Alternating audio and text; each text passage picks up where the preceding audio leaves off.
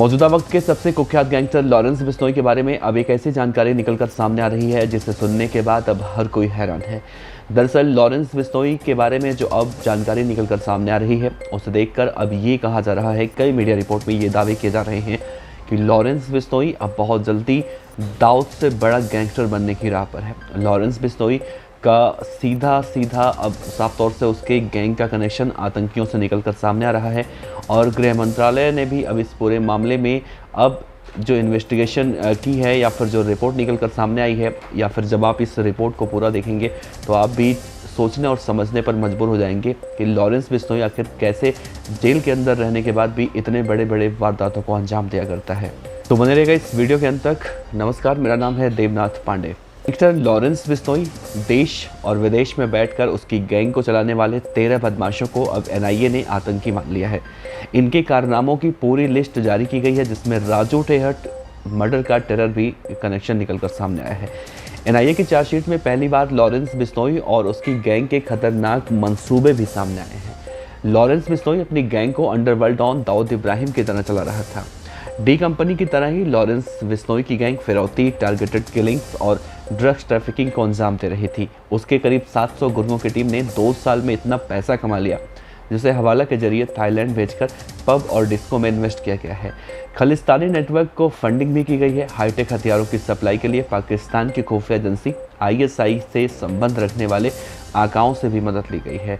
प्रतिष्ठित अखबार दैनिक भास्कर की रिपोर्ट के मुताबिक एनआईए इन्वेस्टिगेशन में क्या कुछ निकलकर सामने आया है। लॉरेंस और उसकी गैंग के साथियों के नाम खूंखार आतंकियों की लिस्ट में जब डाल दिए गए हैं। राजस्थान में हुए गैंगस्टर राजू टेहट की हत्या में दिल्ली के तिहाड़ जेल का कनेक्शन जो निकलकर सामने आया है वो क्या है। साल 2022 के अगस्त के महीने के दूसरे हफ्ते में दिल्ली पुलिस केंद्रीय गृह मंत्रालय को सूचना देती है कि एक इंटरनेशनल क्रिमिनल गैंग देश के युवाओं को आतंकी वारदातों को अंजाम देने के लिए भर्ती कर रही है।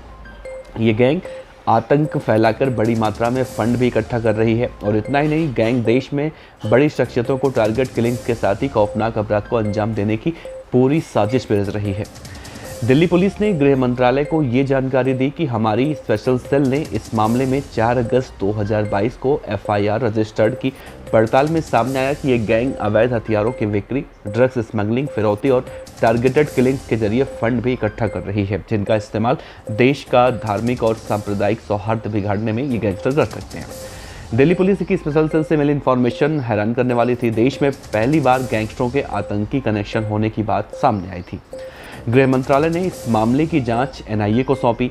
एनआईए ने देश भर में अलग अलग जगहों पर गैंगस्टरों पर दबिश देनी शुरू की। पड़ताल में जो निकलकर सामने आया उसके बाद 26 अगस्त 2022 को एनआईए ने लॉरेंस समेत 16 गैंगस्टरों पर यूएपीए एक्ट के तहत आतंकी धाराओं में दोबारा मामला दर्ज किया।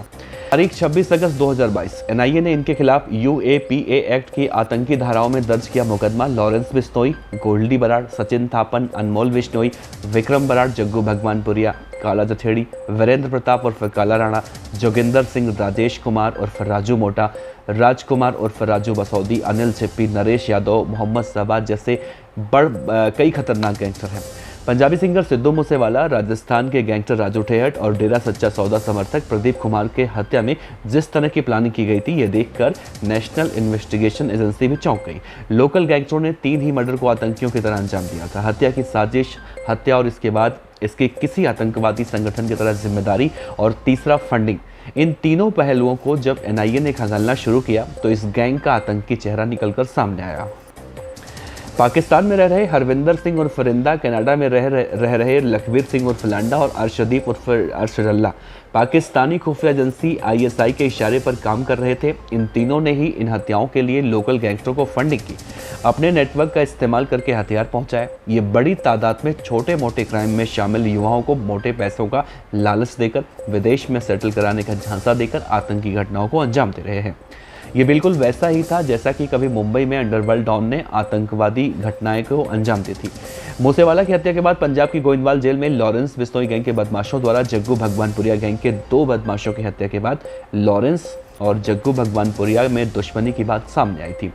गोल्डी बराड़ ने तब जेल में हुई इन दोनों हत्या की जिम्मेदारी लेते हुए जग्गू को धमकी दी थी। गोल्डी ने सोशल मीडिया पर लिखा था कि जग्गू ने हमारे साथ दोगलापन किया है उसने हमारी मुखबिरी कर पुलिस को जानकारी दी थी। हमारे साथी जगरूप रूपा और मनप्रीत मन्नू गुस्सा की मुखबिरी देकर उनका एनकाउंटर करवाया था। जग्गू ने हमारा बहुत नुकसान किया था।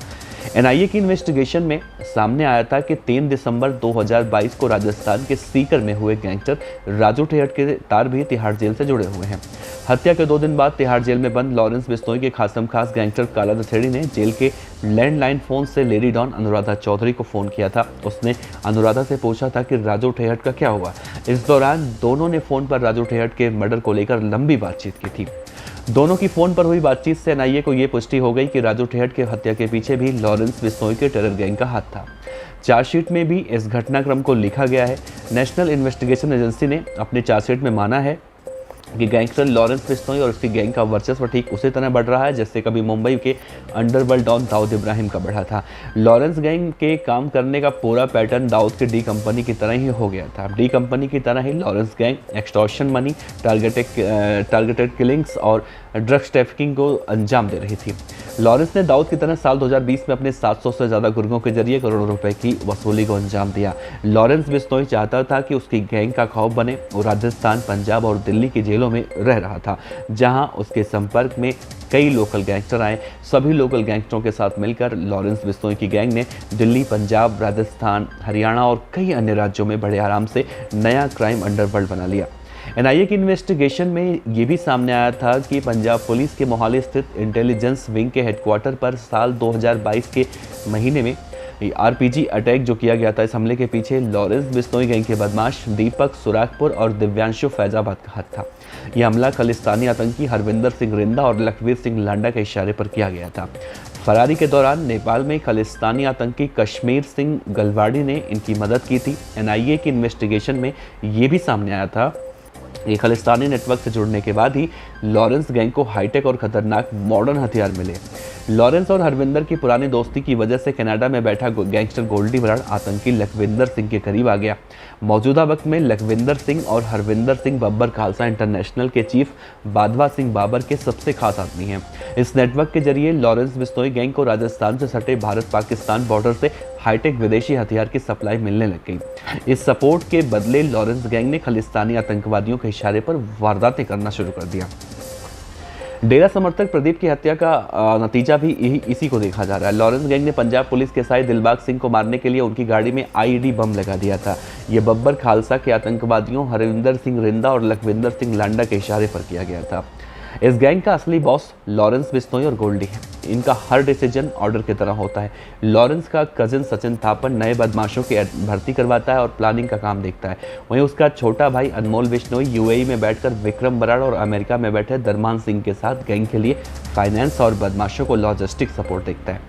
लॉरेंस और गोल्डी टारगेट बताते हैं। सचिन थापन, अनमोल बिश्नोई, गोल्डी, विक्रम बराड़ टारगेट को कॉल करते हैं और धमकी देते हैं। लॉरेंस कभी भी किसी शूटर से डायरेक्ट बात नहीं करता। वो सिर्फ गोल्डी बराड़, सचिन, अनमोल बिश्नोई से बात करता है। इस गैंग में शामिल एक बदमाश सिर्फ उसके ऊपर वाले बदमाश से ही संपर्क में रहता है।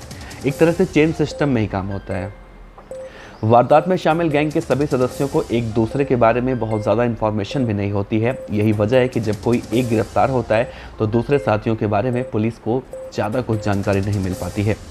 एनआईए की इन्वेस्टिगेशन में ये भी सामने आया कि गैंगस्टर लॉरेंस ने सभी साथियों को अलग अलग रोल दिए हुए हैं। जो भी बदमाश अपना टारगेट पूरा करता है उसकी हर इच्छा पूरी की जाती है। कपड़े, मौज मस्ती का पूरा ध्यान रखा जाता है। और इतना ही नहीं, नए भर्ती होने वाले बदमाशों को टारगेटेड क्राइम को पूरा करने पर बड़ी रकम देकर फर्जी पासपोर्ट से विदेश घुमाने का इंतजाम भी होता है।